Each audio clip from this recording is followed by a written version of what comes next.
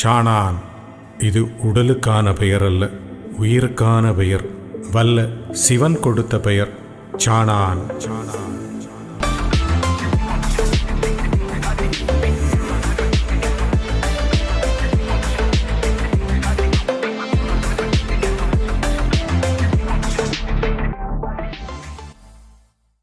ஆமா, அதை ஏற்றுக்கொள்ள வேண்டும், அவ்வளவுதான். அடுத்ததாக இரண்டாவது கேள்வி, இந்த அகில திரட்டு ஏடு 1010 எழுதப்பட்டதுன்னு சொல்றாங்க ஐயா. அதை பற்றி நம்ம உண்மை உருவில் இருக்கக்கூடிய அகில திரட்டை பற்றி உங்க கருத்து? ஐயா, அவதாரம்ங்கிறது 1008. ஆமா, 1008. அது எல்லா ஏடு. நீங்க சிவகாண்ட அதிகார பத்திரத்துல 23 தெய்வங்களாக ஈசன் எங்கும் வடிவமானேன், ஈசன் எங்கும் வடிவம் இல்லையா? அவதாரம் முடிஞ்சு திருச்செந்தூர்ல இருந்து வரும்போது 23 இடத்துல என்ன செஞ்சிருக்காரு? பெரம்பெடுத்து கொடுத்தோ, நான் அந்த மக்களுக்கு கொடுத்தோ, அங்க இன்னைக்கெல்லாம் என்னவா இருக்கு? தாங்களா இருக்கிறது வந்திருக்கு. அடையாளங்கள் 23 இடம். 23 இடத்துல 23வது இடத்துல எங்க வந்தாருனாக்கி தென் தாமரைகுளம் பதிக்கு வந்தார். தென் தாமரைக்குளம் பதிக்கு வந்தார். அவ்வளவு புதிய செய்தியாகவே இருக்கு. தென் தாமரை குளத்துக்கு பதிக்கு வந்த பின்பு அங்கேயும் அதே போல அவர் செஞ்சுட்டு எங்க வராரு? சாமி தோப்புக்கு போறாரு. சாமி தோப்பு. ஆமா, இறுதியாக வந்தாங்க. அதுல அடுத்த செய்தி 23 தெய்வங்களாக ஈசன் எங்கும் வடிவமானேன். 24 யுகமாக இருக்குல்ல வாசல். 24வது இடம் எதுனாக்கி சாமி தோப்பு. சரியா? இப்போ இவர் என்ன செய்யறாருனாக்கி இங்க எல்லாமே கால் நாட்டி கொடுத்து அந்த மாதிரி வச்சுட்டு வந்தார். அடித்தளம் அமைத்து கொடுத்துட்டு வந்தார். கால் நாட்டுனாக்கி விழாக்கோளம் இல்ல, பெரம்பெடுத்து கொடுப்பாரு, ஏதாவது கொடுத்து எடுத்து அங்க இருக்க மக்களுக்கு, அதுக்குள்ள மக்களுக்கு கொடுத்துட்டு வருவாரு. பிற்காலத்தில் அது இதான புரியுது. ஆனா இவர் இந்த தென் தாமரை குளத்தோட சிறப்பு என்னன்னாக்கி, இங்க இருந்து அவர் எங்க போறாரு? தவம் இருக்கிறது எப்படின்னு நாங்க நல்லா தெரிஞ்சுக்கணும். சில விஷயங்களை நீங்க ரொம்ப நுட்பமா புரிஞ்சுக்கணும். தவம் எப்படி இருக்கிறதுனாக்கி பத்மாசனத்துல இருக்கிறது. ஒரு காலை போட்டு வச்சுக்கிட்டு லோட்டஸ் பொசிஷன் இருந்துட்டு நீங்க என்ன செய்யணும்? முதுகு தண்டை நேரா இருத்திக்கிட்டு அவருடைய தவத்துடைய வார்த்தைகள் என்னன்னாக்கி, மூக்குச்சொலி முந்தி முந்தி. இப்ப இகாபரனை நினைத்து, இகாபரன் சொன்னாக்கி சிவனை நினைத்து இந்த நாசி தோழி வழியாட்டு என்ன செய்யணும்? சிவசிவான்னு இங்க இழுக்கணும். இது வழியாட்டு என்ன செய்யணும்? விடணும். இந்த நாசி வழியாட்டு உள்ள விட்டு இங்க எடுக்கணும். மூக்குச்சொலி முந்தி முந்தி சொல்லிட்டு அது வரும் இல்லையா? இதுலதான் கொண்டை அமுது உற்பத்தியாகி என்ன செய்யும்? இதே நீ இருங்கிறது அந்த தவத்தோட இது. அற்புதம். இதுதான் அந்த தவம். சரியா? இத மக்கள் ஜனபான் நடமாட்டமான நேரத்துல செய்ய முடியாது. ஒதுங்கி அமைதியாக இருக்கு. அந்த காலகட்டத்துல ஜன நடமாட்டமான இருந்த ஒரு பகுதி இப்பொழுது இருக்கிற தென் தாமரை குளம். அதிகமான மக்கள் கூட்டம் இருந்த இடம் அங்க இருந்தோம். இந்த இப்பொழுது இருக்கின்ற சாமி தோப்பு பூவண்டன் தோப்பு என்று அழைக்கப்படுகின்ற ஒரு பகுதி. சரித்திர ரீதியாக பார்க்கும்போது பூவண்டார் அதனுடைய வெறும் உடை முள்ளுக்காடு ஆக இருந்த ஒரு இடம். அங்க இவர் என்ன செய்யறாருன்னா, அமைதியாட்டு அங்க தவம் இருக்கிறார். இவர் தவம் இருக்கக்கூடிய நேரம் எதுனாக்கி, நீங்கள் சாயந்தரம் 6 to விடிய காலை 6 மணி வரை, அதாவது அந்தி சந்தி பொழுது தொடக்கம் காலை விடிய காலை 5 மணி வரை. இவர் உறக்கமும் கிடையாது, ஒண்ணுமே கிடையாது. இவர் இடைவிடாத அந்த இதை செஞ்சுக்கிட்டாரு. மழை அடிச்சாலும் சரி, வெயில் அடிச்சாலும் சரி, வெயிலுக்கு அவருக்கு வராது. ஏன்னாக்கி மாமரம் இரவில் மட்டும்தான். இரவில் மட்டும்தான் தவம். பகலில் தவம் இருக்க முடியாது. ஏன் முடியாது என்றால், மக்கள் விட்டால் தவம் குலைந்து விடும். அப்ப இரவு நேரத்தை முழுமையாக தவத்துல இருக்கிறார். பகலில் என்ன செய்யறாரு? தென் தாமரை குளத்துக்கு அவர் அந்த இது கால் நாட்டினார் இல்லையா, அங்க போய் சீசன் மாரெல்லாம் வர வைக்கிறார். 23ஆம் நீங்க சொன்ன அடையாளம் தென் தாமரை குளத்துல சீசன் மாரெல்லாம் வர வைக்கிறார். அந்த தென் தாமரை குளத்திலே எந்த 2 சீசர் இருக்கிறாங்க? ஒரு சீசர் தர்ம சீசர், இன்னொன்னு அரிகோபாலன் சீடர். தர்ம சீசர், அரிகோபால சீடர். தர்ம சீடருடைய தம்பி அரிகோபாலன், உடன் பிறந்த தம்பி அரிகோபாலன் சீடர். எல்லாமே புது செய்தி, புது புது புது செய்தி. மற்ற சீசர்கள்லாம் வர வைக்கிறாரு. முதலாக அங்க அவர் என்ன செய்யறாருனாக்கி, விளக்கேற்றி இந்த வழிபாடை உருவாக்குறார். முதல் தீபம் ஏற்றி ஒளி ஏற்றுகிறார். ஐயாவளியிலே முதலாக இந்த வழிபாடு டிசைன் இருக்கு இல்லையா, அதை அவர் வந்து என்ன செய்றார், வைக்கிறார்.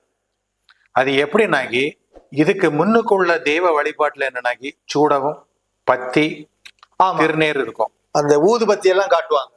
அது ஒன்றும் கிடையாது. கிடையாது. வெறும் ஒரு விளக்கேற்றி முதல்ல ஐயா சிவசிவ அரகராணி சொல்லி கொடுக்குறாரு. விளக்கோலி ஏற்றி ஆதி மந்திரம் சிவ சிவ சிவ சிவா அரகராணி சொல்லி கொடுக்குறாரு. உகப்படிப்பு சொல்லி கொடுக்குறாரு. உகப்படிப்பு, உச்சி படிப்பு சொல்லி கொடுக்குறாரு. மத்தியானம் உச்சி படிப்பு எல்லாமே அங்க வந்து யார் செய்றா, ட்ரைனிங் கொடுக்குறாரு. யாருக்கு? சீசன்மார், அரிகோபால சீடருக்கும் தர்ம சீடருக்கும். ஒரு ஓலை குடிசைதாங்க. அதுல வந்து அவர் என்ன செய்யறாரு, இது எல்லாமே செய்யறாரு. அப்போ இவருடைய இரவுல எங்க போவாரு, சாமி தோப்புல வந்து தவம் ஏற்று. பகல்ல எங்க போவாரு, தென்தாமரை குளம். வழிபாடு வித்திட்ட இடம் அது தென்தாமரை குளம். அற்புதமாக நீங்க அந்த வடிவமைத்து கொடுத்து, அது மறக்க முடியாதல்லவா. இப்படி அவர் செய்து கொண்டிருக்கிற நேரத்துல 1010 வந்து அரிகோபாலனுக்கு அது எழுதக்கூடிய ஞானத்தை கொடுக்கிறார். 1010 அரிகோபால சீடருக்கு அந்த ஞானம் கொடுக்கிறார். கொடுத்துக்கிட்டு அவர் என்ன பண்றாருனாக்கி 6 வருடமாக அந்த ஏட்டை யார் எழுதுறா, அரிகோபாலன் எழுதுறார். இந்த 7 எழுதுக்கு 6 ஆண்டுகள் தேவைப்பட்டது. அந்த 7 எழுதும் போது வந்து நம்ம உண்மை ஊரில் சொல்லியிருக்கிறார். 3 இடத்துல வந்து வைகுண்டர் வாசித்து ஒப்பமிட்டார். அதாவது இது ஓகேன்னு சொல்லி சரி பார்த்து அதையும் எழுதியிருக்கார், பதிவு பண்ணியிருக்கார். 3 இடங்களில். ஆமா, உண்மை உருளை ஏட்டில் அகில திரட்டை எழுதி வைகுண்டர் சரி பார்த்து ஒப்பமிட்டார். ஆதி கிருபையுள்ளோன் அவதார புஷ்ட வைகுண்டர் வந்து கையெழுத்து. அவர் வந்து இது ஓகே அப்படின்னு சொல்லிட்டு இது பண்ணியிருக்காரு. இவர் வாசித்து காட்ட ஓகேன்னு சொல்லியிருக்கிறார். அற்புதம். சரியா? அவர் அங்கிருந்து தான் எதை பாடுகிறார், அருள்நூல் சாட்டு நீட்டோலை, சிவகாண்ட அதிகார பத்திரம், அதுக்கு ஒரு வந்து வாழப்படிப்பு, இது போன்ற எல்லாமே அங்க வச்சுதான் என்ன சொல்றாரு, அதை எழுதுறது யாருனாக்கி அரிகோபாலனே தான். அனைத்தும் எழுதியது எல்லாமே அரிகோபால் சீடர் தான். சரியா? வேற யாருக்கும் அந்த பாக்கியம் கொடுக்கப்பட விதி கர்மம் அவருக்கு மட்டும்தான். அந்த 5 சீசர்ல வந்து அந்த விதி கர்மம் எழுதக்கூடிய பாக்கியத்தை யார் கொடுத்தார்? முன்னாளில சகாதேவன் என்று அழைக்கப்பட்ட அந்த அரிகோபால. ஏன் சகாதேவனுக்கு அவ்வளவு ஸ்பெஷல் சொல்லுங்க? அவர் சென்ற யுகத்திலே சாஸ்திரங்கள்ல வித்வான் அப்படின்னு சொல்றாங்க. அவரு ஏக இறைவனாக இருக்கக்கூடிய நாராயணனை தன் அகத்திலே ஒரு நிலை தியானத்திலே கொண்டு அடக்கியதாகவும் அன்பு கயிற்றால் அவரை தன்னுடைய இதயத்திலே ஒடுக்கியதாக சொல்கிறார். அவன் வந்து ஒரு உண்மையானவன். அதாவது துரியோதனன் வந்து எதிரி யாரு, பஞ்சபாண்டவர். ஆனா சகாதேவன்ட்ட வந்து ஜோசியம் பார்க்க வருவான். நேரம் குறித்து தாருங்க அந்த போர் செய்வதற்காக. அப்ப அவன் என்ன செய்வான், தொழில் தர்மத்தின்படி கரெக்டா சொல்றான். அந்த பகையை மறந்துடுறாரு. அவ்வளவு நேர்மையானவன். பின்பு கிருஷ்ணர் சில வித்தைகளை காட்டி அதை வந்து வெற்றி பெற செய்வார். அது வேறு கதை. இப்ப ஒரு கட்டத்துல வந்து கிருஷ்ணரே கெட்டுவேன்னு சொல்றார். ஆமா, அகத்திலே. இப்போ முடியுமா பார்க்கும்போது வந்துட்டு இவர் கெட்டிறார். கிருஷ்ணரை எப்படி கெட்டிடலான்னாக்கி, எங்கு சுத்தமான இடம் இருதயம் இருக்கிறதோ அங்க கிருஷ்ணர் இருப்பார். சுத்தமான இடத்திலேதான், சுத்தமான மனதில தான், இதயத்துலதான் இறைவன் நாராயணன் வசிப்பிடும். அதனால வஞ்சகம் இல்லாத அந்த உள்ளத்துல யார் இருந்தா, கிருஷ்ணர் இருந்தா. இவர் வந்துட்டு ஆவி பிடிச்சு கெட்டிக்கிட்டார். தம் பிடிச்சு வச்சுக்கிட்டு பண்ணோன்னா கிருஷ்ணரால ஒண்ணும் செய்ய முடியாது. கிருஷ்ணர் வந்துகிட்டு இவர் பிடிச்சு வைக்கல, கிருஷ்ணரை வந்து விரும்பி அமர்ந்தது. நம்ம தெரியாம கெட்டி பிடிச்சோம். விரும்பி அந்த இதயத்தில் அவர் வாசம் செய்தார். அற்புதம். அப்படிப்பட்ட அற்புதம் நிறைந்தவர் தான் யாரு, சகாதேவன். சரியா? அவரை அந்த யுகத்திலே அவர் எப்படி பிறவி செஞ்சிருந்தார், பஞ்சவர்களாக பிறவி செஞ்சிருந்தார். இந்த பிறவிகளை இங்கே வந்து என்ன செய்யறாரு, அவர் வந்து தேவர் சீசர்கிட்ட தான் அந்த பொறுப்பை அவர் ஒப்படைக்கிறார். சென்ற யுகத்துல அவர், இந்த யுகத்துல அவர். ஏன் என்றால் அவன் நேர்மையானவன், நடுநிலை தவறாதவன், எந்த சூழ்நிலையிலும் நடுநிலை மாறாதவன். யாராவது எதையாவது சொல்லி இவரை குழப்ப வேண்டும் என்றால் இவர் குழம்ப மாட்டார். எந்த சூழ்நிலையிலும் நடுநிலை. ஒரு மனிதனுக்கு வந்து தன் சுய புத்தின்னு ஒண்ணு உண்டு. சிலருக்கு வந்து சொல் புத்தி இருக்கும். சுய புத்தியில நிக்கக்கூடிய ஆள் அவர். சுயமா எப்போதும் ஒரு பிரைட்டஸ், ஒரு விசுவாசி. யாருக்கு? இறைவனுக்கு. இப்படி இருக்கிறது இந்த ஒப்படை எல்லாமே யார் எழுதுறா, ஓலைச்சுவடியில எழுதுறது எல்லாமே வந்து சகாதேவ சீசர். சரியா? அவர் இந்த பூலோகத்துல இப்ப எப்படி அழைக்கப்படுறாருன்னா அரிகோபால அழைக்கிறார். அற்புதம். இப்ப நம்ம ஏட்ல என்ன சொல்லி இருக்குன்னாக்கி, சகாதேவ சீசர்னே சொல்லியிருக்கு. அந்த முன் தொடர்ச்சியாகவே அது சொல்லியிருக்கப்படுகிறது. அற்புதம். சரியா? இந்த வகையில வந்து அந்த வித்திட்ட இடம் தான் வந்து எது? அந்த தென் தாமரை குளம். சரியா? அற்புதம். இந்த இடத்திலிருந்து தான் அனைத்து நிகழ்வையும் அவர் நடத்தி காட்டினார். இரண்டாவது அவர் விளக்கு வைத்த இடம் அம்பலவதி. முதல் விளக்கு வைத்த இடம் தென் தாமரை குளம், இரண்டாவது அம்பலம். அம்பலபதியில் அந்த வந்து தொட்டில் கட்டு அம்பலம்னு வச்சிருக்கீங்க. கட்டம் அதே வந்து ஒரு ஆசாரிய வச்சு அதை வந்து செஞ்சு 98 விளக்கையும் ஏத்துனது வந்து அந்த இடம். சரியா? அப்பவும் இங்க வந்து என்ன செய்யுது? சுவாமி தப்புல அந்த தென் தாமரை குளத்துல அங்க என்ன பணிவிட நடக்கும்? பணிவிட டெய்லி நடந்துட்டு தான் இருக்கு. அன்றாட பணிவிடைகள், நித்திய பூஜை நடந்து. ஐயா, இந்து மதத்துல 3 விதமான வழிபாடு உண்டு. சொல்லுங்க. ரூப வழிபாடு, ரூபா வழிபாடு, அரூப வழிபாடு. அப்படிதானே? இதுல வந்து ரூப வழிபாடுங்கிறது சிலை வழிபாடு. ஒரு ரூபத்தை வச்சு. ரூப வழிபாடுங்கிறது வந்து சிவலிங்க வழிபாடும், ஐயா வழியில இருக்கக்கூடிய அந்த ஆசனம் வச்சு வழிபடுறதும். ஆசனம் இருக்கும். அரூப வழிபாடுங்கிறது வந்துட்டு அந்த நேரத்துல விளக்கேத்தி அந்த இடத்துல இறைவன் இருக்கிறான் என்று உணர்ந்து வழிபடுவது. வெறும் விளக்கு மட்டும் வைத்து, விளக்கு வந்து ஒரு சப்போர்ட்டிவ் தான், பூ வைத்து பழம் வைத்து. இந்த அரூப வழிபாடு வந்து முன்பு இருந்த யுகம் கிரேதா, திரேதா, துவாபர யுகத்தில் நடைபெற்றது. 3 யுகத்துல இருந்தது. கிரேதா, கலியுகத்துல மட்டும் என்ன நடந்தது? சிலை வழிபாடு. ஐயா அதை மாற்றி மீண்டும் அரூப வழிபாடுக்கு வருகிறார். அந்த கிரேதா, திரேதா, துவாபர யுகத்துல வந்து ஆனா சிவலிங்க வழிபாடு சிலரால் நடைமுறைப்படுத்தப்பட்டது. ஞானிகளால் அது நடைமுறைப்படுத்தப்பட்டு. சரியா? இப்போ இவர் வந்து என்ன செய்யறாரு? புது சாட்டு வந்துட்டு வைக்கிறாரு. என்ன செய்யறாருனாக்கி ஒரு நாமத்தை வந்துட்டு டிசைன் பண்ணி அதை அந்த சேர்ல வச்சுக்கிட்டு ஒரு ஆசனம் அமைத்து அதுல வந்து என்ன செய்யறாரு? ஒரு வஸ்திரத்தை வச்சு அதுல வந்து ஒரு துளசி மாலை போட்டு பூ வச்சு ஒரு ஐயா அதுல இருக்கிறது போல நினைச்சு மக்கள் வழிபடுங்கன்னு சொல்றது மக்களுக்கு டிசைன் பண்றாரு. புதுமையாக அந்த அப்ப சாமி தோப்புல பதியே கிடையாது. ஆதி காலத்துல வந்து தென் தாமரை குளத்துல இந்த வழிபாடு தொடங்கப்படுகிறது. அது அரூப சொரூபம், அதை இறைவனாக ஏற்படுத்தப்பட்டது. அந்த காலத்துல சாமி தோப்புல கிடையாது. ஐயா, திருச்செந்தூர்ல வந்து இந்த சிவாய்மார்கள் எல்லாம் அம்மை காளிகா தேவி வந்து என்ன செய்வாரு? தட்சிணத்திலே அப்பன் பள்ளி கொண்டு இருக்கிறார், நீங்கள் அவருக்கு ஏவல் செய்ய போயிருங்கன்னு சொல்லி இருத்தின இடம் எது? தென் தாமரை குளம். தென் தாமரை குளம் அவ்வளவு சிறப்பு வாய்ந்த பதி உலக மக்களுக்கு தெரியாமல் தான் இருக்கிறது. அப்ப என்னது? இங்க என்னது கிடையாது? பதி கிடையாது, விளக்கேற்றல் கிடையாது, ஒண்ணும் கிடையாது. ஏன்னாக்கி இவருக்கு வந்து ஒரு அமைதியான இடத்துல இருந்து என்ன செய்யணும்? தவம் செய்ய வேண்டும். மக்கள் ஜனம் கூடிட்டுனா என்ன செய்ய முடியாது? செய்ய முடியாது. தவம் வந்து சாமானப்பட்ட தவம் இல்ல. 12 மணி நேரம் நீங்க, அரை மணி நேரம் நீங்க வந்து நாசில எழுத்து இறக்கி பாருங்க, அதோட எஃபெக்ட் வேறையா இருக்கும். அரை மணி நேரம் செய்தாலும் நம்ம யோகா ஆற்றல் விரிவடைந்து நெருப்பா மாறி தெய்வீக பிரகாசம் வந்து.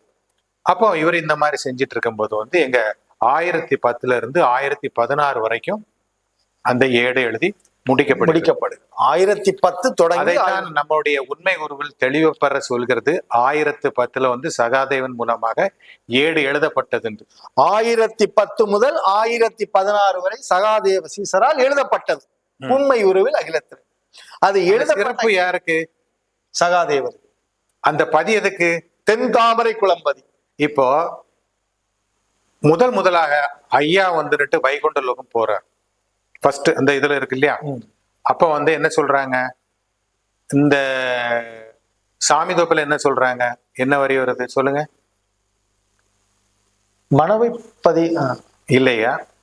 அந்த இடத்துல என்ன சொல்றாங்கன்னா வந்துட்டு தென்மேனி சான்றோரை திருநாள் நடத்துங்கள். தென்மேனி சான்றோர் கோயில் வைத்து திருநாள் நடத்தி பொன்மேனி கூட்டை பொதிந்து மணி கோவில் வைத்து தென்மேனி சான்றோர் திருநாள் நடத்துங்கள் என்றார்.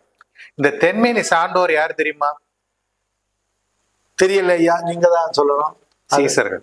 அந்த 5 சீசர்கள் தென்மேனி சான்றோர்கள். தென்மேனி சான்றோர் என்று சொன்னது வந்து 5 சீசர்களை. சரியா? ஐயா சாணான் பால் வைத்து சந்தோஷமாச்சுன்னு சொன்னாரு. அது யாரு தெரியுமா? சாணான் பால் வைத்து சிங்கார தோப்பு சிறையில வந்து சாணான் பால் வைத்து சந்தோஷமாச்சுன்னு சொன்னாரு. அது யாரு தெரியுமா? பூவண்டரை ஐயா. தெரியல ஐயா. இதே சீசர்கள். இதே சீசர் தான் அந்த 5 பேரும் அங்கேயும். தொட்டில் கட்டி தூக்கிட்டு வந்தது யாரு தெரியுமா? சீசர்கள். இதே சீசர்கள். தொட்டில் கட்டி தூக்கி கொண்டு வந்து இருத்தின இடம் எது தெரியுமா? சாமிதோப்புன்னு சொல் இல்ல. தென் தாமரை குளம். அப்பா, இவ்வளவு சரித்திர உண்மைகள் நமக்கு இதுவரைக்கும் தெரியாம இருந்தையா. அப்போ சாணார் பால் வைத்தன்னு சொன்னது 5 சீசன்மார் அவங்கள தொட்டில்ல ஐயாவை கூட்டிட்டு வந்து அமர்த்தின இடமும் தென் தாமரை குளம்பதி. 7 எழுதினதும் தென் தாமரை குளம்பதி. முதலாக ஐயா வழிபாட்டை தோற்றுவித்த இடமும் தென் தாமரை குளம்பதி. இவ்வளவு சிறப்பு மிக்க பதி ஐயா வழியில எத்தனை பேருக்கு தெரியும்? எனக்கே இப்பதான் தெரியுது ஐயா. ஆக இத்தனை சிறப்புகள் உள்ள பதியை பத்தி அந்த இது என்ன சொல்லுது? இந்த நூல் தெளிவாக சொல்கிறது. படிக்க படிக்க ஆனந்தம். ஐயா இப்போ அதுல வந்து முதல் பதி வித்திட்ட பதி, உகப்படிப்பு, உச்சி படிப்பு, மக்களுக்கு பயிற்சி அளித்த பதி. ஓ, உகப்படிப்பு உச்சி படிப்பு அதெல்லாம் அங்கதான் முதலாக பயிற்சி கொடுக்கப்பட்டது. இதன் அடிப்படையில தான் செல்ல வந்துட்டு அகஸ்தீஸ்வரம். ஓ, அப்ப சொல்லுவாங்க இந்த பாலாவூர், படிங்க. பாலாவூர் சொன்னீங்க, சுண்டவிளை, அகஸ்தீஸ்வரம், செட்டி குடியிருப்பு. இங்கெல்லாம் இவங்க எல்லாம் வந்து இங்க இருந்து பயிற்சி எடுத்துட்டு போய் தான் என்ன செய்யறாங்க, அவங்க அந்த தாங்கல்ல வந்து என்ன செய்யறாங்க, மற்றவங்களுக்கு வழிபாடு செய்யறாங்க. இததான் ஐயா 2வது வந்து இங்கெல்லாம் போய் பார்க்கணும்னு விரும்புறாரு. நான் இந்த நாட்டிய நிழல் தாங்கல் எல்லாம் போய் பார்க்கணும்னு சொல்றாரு இல்லையா. நம்ம ஏற்படுத்த வழிபாட்டு முறை சரியா நடக்குதா பாக்குறோம்னு சொல்றது வந்து இந்த அடிப்படையில தான். அப்ப இந்த வடலிமலை, கடம்பன் குளம் எல்லாம் எந்த? திருநெல்வேலி மாவட்டம். ஓகே. அப்ப இங்க இருந்தெல்லாம் மக்கள் வந்து இந்த தென் தாமரை குளத்துலதான் வந்து பயிற்சி எடுத்து அதை வந்து செஞ்சாங்க. வழிபாட்டு பயிற்சி இங்கதான் கொடுக்கப்பட்டது. ஆமா, இது புது செய்தி இல்லவா? யாருமே சொல்லல ஐயா, இது நீங்க தான் முதலா சொல்றீங்க. இங்கதான் பயிற்சி எடுத்திருக்காங்க. ஐயா வள்ளிக்கு தாய் வீடு தென் தாமரை குளம் பதி. ஓ, இதுதான் தென் தாமரை குளம் தான் ஐயா தாய் வீடு. அப்ப அது ஐயா இப்போ ஒரு கேள்வி என்னன்னா, சாமி தோப்பை விட இது ரொம்ப முற்பட்ட பகுதியா? ஐயா பவர்ஃபுல் கூடினது. ஏன்னாக்கி முதல் வச்ச செடி என்னைக்குமே வீரியம் கூடினது. ஆமா, முதல் தோற்றுவித்ததுக்கு தனி இருந்துதான் என்ன செய்யறாங்க, பகர்ப்பு எடுக்கிறாங்க. அங்க இருந்தா 7 ஐயா அந்த காலத்துல இங்க இருந்துதான் நாமம் எல்லாமே வாங்கிட்டு போய் வச்சு என்ன செய்வாங்க, மற்ற கோயில்களுக்கு இங்க இருந்தா திருநாமம் கொடுக்கப்படுது. இங்க இருந்தா பகர்ப்பு எடுக்கிறாங்க. சிவாய் மார்ல வந்து தேங்காய் வச்சு எடுத்துட்டு போவாங்க. சிவாய் மாரை கொண்டுட்டு போறதுக்கு என்ன செய்வாங்க, தேங்காய் வச்சுட்டு எடுத்துட்டு போவாங்க. இந்த மாதிரி எல்லாம் பகர்ப்பு எங்க இருந்து எடுக்கிறாங்க? ஆதி மூலம் அந்த முதல் பதி. ஆமா, இந்த பதி ஏன் இன்னும் ஜொலிக்கல தெரியுமா? அதுக்கு நீங்க உங்களுக்கு புரிஞ்சா? ஐயா, நான் அங்க இதுவரை நான் அகில திரட்ட பல வருஷமா பாராயணம் பண்ணி கூட கேட்டிருக்கேன். யாருமே அதை பற்றி ஒரு குறிப்புமே சொல்லவே இல்லை. வழிபாடு எங்க தொடங்குச்சு, உச்சி படிப்பு எங்க இது பண்ணாங்க, உகப்படிப்பு எங்க சொல்லி எதுவுமே சொல்ல மாட்டாங்க. ஆனா நீங்கள் தான் முதலாக அகில திரட்டு 7-6 வருஷமா அங்க எழுதப்பட்டது, அந்த செய்தி வந்தது. அடுத்ததாக இத சொன்னீங்க, ஒவ்வொரு தாங்கல்களும் இங்க இருந்தா பகர்படுத்திட்டு போறாங்க, வழிபாடு பரவுனது. ஆனா அது ஏன் இன்னும் ஜொலிக்கலன்னு புரியாத புதிராக இருக்கு. அவருடைய ஏடு வந்து அங்கு வாசிக்கப்படல. எங்க வாசிக்கப்படல? உண்மை உருவில் வந்து வாசிக்கப்படல. தென் தாமரை குளப்பதியில உண்மை அந்த சம்பூர்ணன் வைகுண்டம் ஆனாங்கிறது வாசிக்கப்படுது. அப்பவே இருள் சூழ்ந்து விட்டது. அதுதான் காரணம். என்று இவர்கள் தேடி பிடித்து எங்கு நாரணர் வைகுண்டமான செய்தி இருக்கிறதோ அந்த ஏடை அந்த பதில் வாசிக்கிறார்களோ அதன் பின்பு அந்த பதி ஜொலிக்கும், அந்த இருள் விலகும். நிச்சயமாக ஐயா. ஐயா மாயாதி சூழ்ச்சனை வந்து நம்ம வந்து நம்ம அதான் ஐயா பேரே மாயாதி சூழ்ச்சர். உங்களுக்கு புரிஞ்சா?